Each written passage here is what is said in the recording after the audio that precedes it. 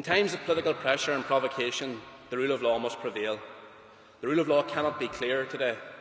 The prosecution of Mo Chara was unlawful from its very inception. There are better ways to spend British pounds than pointless prosecutions and pursuing expensive appeals. Today's decision brings this expensive circus to an end. We now live in a world where the rule of law is under attack. Now there is nothing more dangerous than speaking truth to power. Our very purpose ends the day that we remain silent about things that matter. Kneecap personify that purpose. They show courage against a purposeless prosecution. Thankfully, courage is in no short supply in this part of the world. The ultimate measure of a man is not where he stands in moments of comfort and convenience, but where he stands in times of challenge and controversy. When this story is told, Kneecap will be on the right side of history. This prosecution was legally laughable. It was a witch hunt. A witch hunt that was born at Coachella, cultivated in Westminster, but comes to an end today in West Belfast.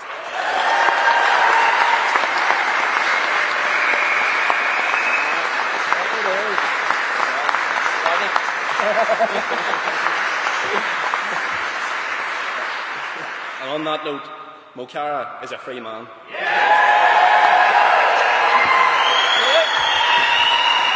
Hello. What's happening? It's hard to deal. Thank you to everyone for coming to West Belfast today. I owe eternal gratitude to my legal team, who left no stone unturned in ensuring justice was upheld. To Dara, Jude, Glenna, Brenda, Gareth, Roz, and to all at Phoenix Law, Garamila Moyagov. That is 3-0 to Kneecap.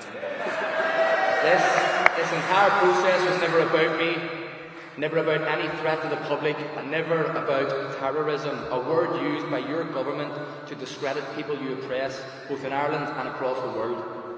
It was always about Palestine, about what happens if you dare to speak up, about what happens if you can reach large groups of people and expose their hypocrisy, about the lengths Britain will go to cover up Israeli and US war crimes.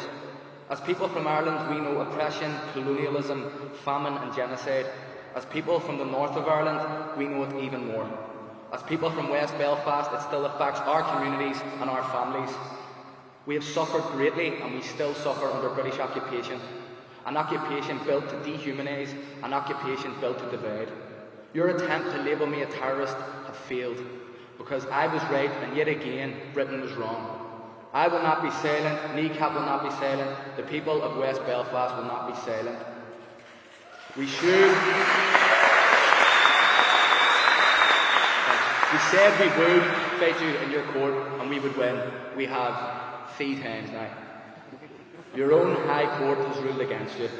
The pathetic thing about this whole process is that you falsely tried to label me a terrorist when it is the British government ministers that are arming and assisting a genocide in Gaza, the destruction of Lebanon and the senseless slaughter of school kids in Iran. Free Palestine, free the 6 counties, Chucky Ireland.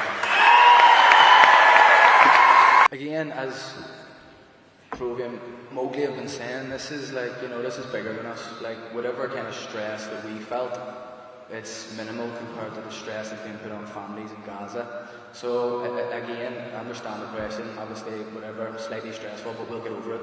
We've lost gigs, we've been, restricted from our movement in certain places because of this hanging over us. So finally we can maybe move on now, start to apply for visas again now that this is over, and move on and continue to, use whatever platform we have to continue to talk about Gaza, Iran, Cuba, or whatever it is that is the topic of the day, because as lads from West Belfast, we're not going to shy away from this stuff. We don't give a about the repercussions anymore.